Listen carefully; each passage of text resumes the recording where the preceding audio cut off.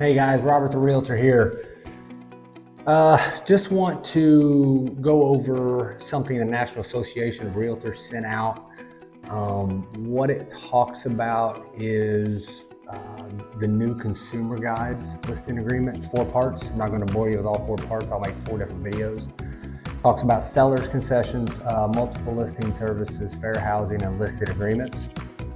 So to start, what we'll do is we'll talk about the consumer guide to sellers concessions. And if you need this consumer guide, I'll be more than happy to send it to you. Put the microphone on my string here, so hopefully I don't make up too much noise. So I am going to be a little boring with it because I'm going to read exactly what they say, and then I'll kind of decipher it if it needs to be. But I just think it's important information for y'all to know. So what are seller concessions and why make them? A concession is when a seller pays for a certain cost associated with purchasing a home for the buyer. Concessions could make your property more attractive to buyers or lead to a better or faster offer. Concessions also help make home ownership more accessible for buyers by reducing upfront expenses, so buyers with limited cash reserves may be able to stretch their budget further. Decipher. Example, the home we have listed at 34944 Highway 24 in Salisbury, Missouri. We are offering a $5,000 down payment assistance. That is a seller's concession. Okay.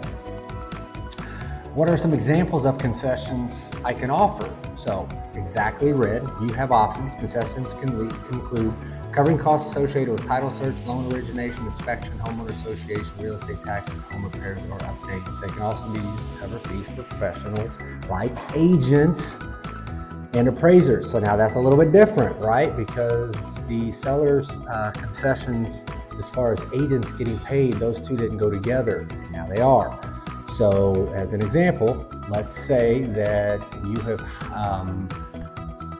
had a buyer's agency agreement signed with me at EXP Realty Group, powered by EXP or any of my agents, and we went to look at a home, and that home is the home you wanted, and we made an offer on the home, and the seller was not offering buyer agency compensation. We could then ask for that in the contract as a negotiation as a seller's concession, our commission. Okay. Typically, we just look at the concessions as what the examples that they gave us: title search, loan origination, inspection, homeowners association, real estate taxes, home repair, prorated insurance, things like that, and appraisals. Now, agents can also be their commission can also be part of that examples of different concessions. So, how do seller concessions work? Concessions can be advertised up front or negotiate as a part of a home purchase agreement, which we just talked about. In the agreement, a concession is often written as a specific dollar amount. Seller's concessions usually aren't binding until they're put in a contract like a purchase agreement.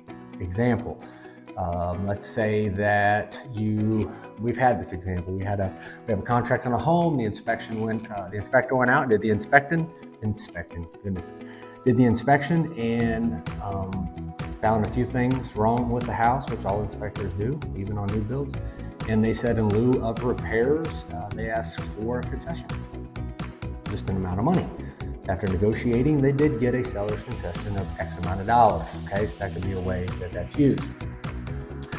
What's the difference between a concession and an offer of compensation? Concessions can cover a variety of costs or fees for a buyer associated with purchasing a home, whereas an offer of compensation is specifically when the seller or agent agrees to compensate the buyer's agent for bringing a buyer who successfully closes the transaction.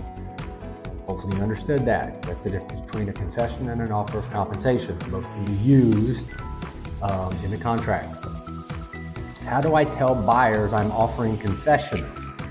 Concessions can be advertised publicly, shared on multiple listing services, which will be one of the next videos we do, an online platform that compiles home listings from different sources are discussed during purchase negotiations. Keep in mind that not all MLSs allow concessions to be advertised, which they don't, and some allow you to indicate whether you are offering a concession with a simple yes or no. If you choose to put a concession on an MLS, it must be written as a total sum of all concessions offered and can be conditioned on the use of or payment to a buyer's agent. So what they're saying there is that could be listed on our multiple listing service, And then sometimes it just could say, are you offering concessions, yes or no? So obviously that's all part of the negotiation, but if you do want to offer a seller's concessions, and that, like that example for that down payment assistance that I did for my clients, that we just amended the listing agreement, so it wasn't bad. Is there a limit to the concessions I can offer? Yes, the limit on the total value of concessions you offer can depend on the terms set by the buyers, lenders, and state law.